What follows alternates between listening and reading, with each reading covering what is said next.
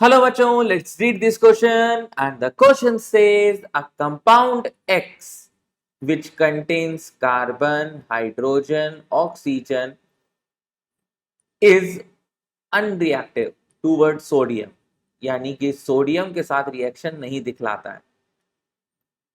It does not add with bromine यानी कि अगर Br2 के साथ रिएक्शन करें तो भी कोई प्रोडक्ट नहीं दिखलाता है.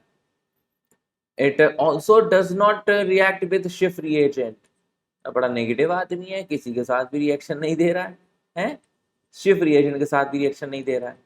तो जानते हो इन चीजों से हमें बहुत कुछ पता चल रहा है.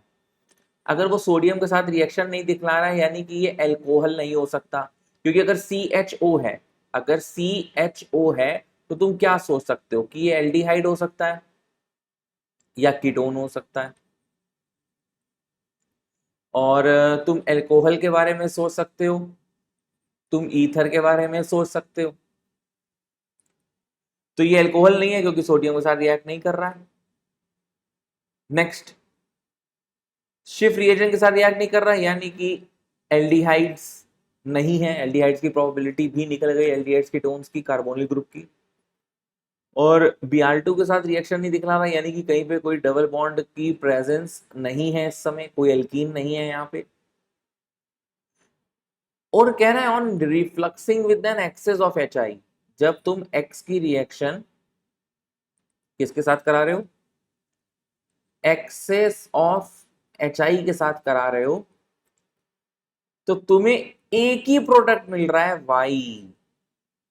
यानी कि बेटा एक बात सुन लो, ये ईथर हो सकता, क्योंकि ऐसा है HI के साथ सबसे ज्यादा कॉमन रिएक्शन ईथर की होती है. ROR plus HI gives ROH plus HI. और चूंकि जब वो एक्सेस पे होता है तो सॉरी RI, ठीक है, RI एक्सेस पे होता है तो ROH भी RI में कन्वर्ट हो जाता है. लेकिन यहाँ पे सिंगल प्रोडक्ट Y मिल रहा है, इसका ये मतलब है कि जो ये ईथर होगा ये तुम्हारा सिमेट्रिकल ईथर होगा, तभी ये चीज ऐसी मुमकिन है. खैर अभी तो हम लोग क्वेश्चन को एनालाइज कर रहे हैं. फिर कह रहे हैं Y on hydrolysis gives a new compound Z. Y का जब आप हाइड्रोलिसिस कर रहे हैं तो आपको एक नया कंपाउंड Z मिल रहा है which can be converted into Y, जो कि Y को मतलब जो कि Y पर वापस जा सकता है अगर हम इसकी रिएक्शन किससे करा दें. लिखा है रेड फॉस्फोरस प्लस आयोडीन के साथ.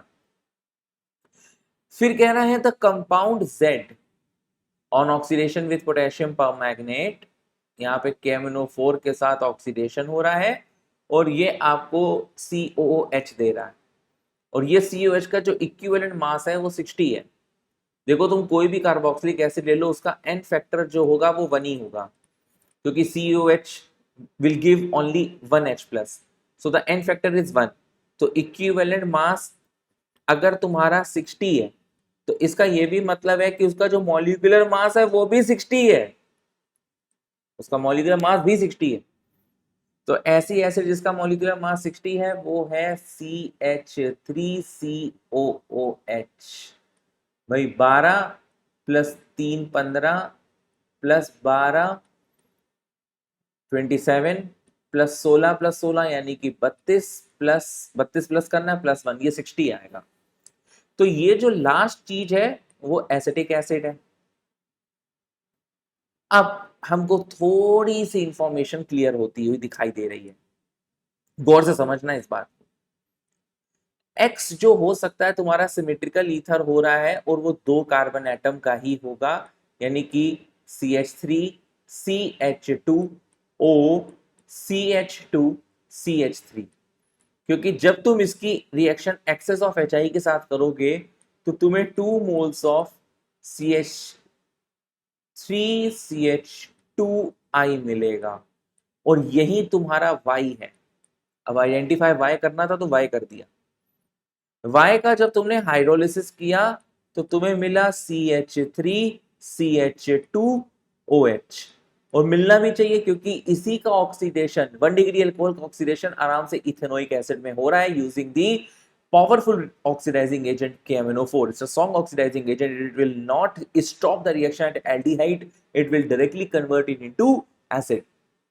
और ये भी बात लाजमी है कि अगर आप अल्कोहल पे रेड फास्फोरस और आयोडीन डालोगे तो वो CH3CH2 देगा आपको। तो देखो हमें इसमें बताना क्या था, what are the compound X, Y and Z। So the X is diethyl ether, okay, Y is iodoethane कह लो, and the Z is ethanol. Clear? और जो एसिड है that is the ethanoic acid, and I have given all the chemical equations which are converting X to Y and to Z. So I hope you understood this question. Best of luck.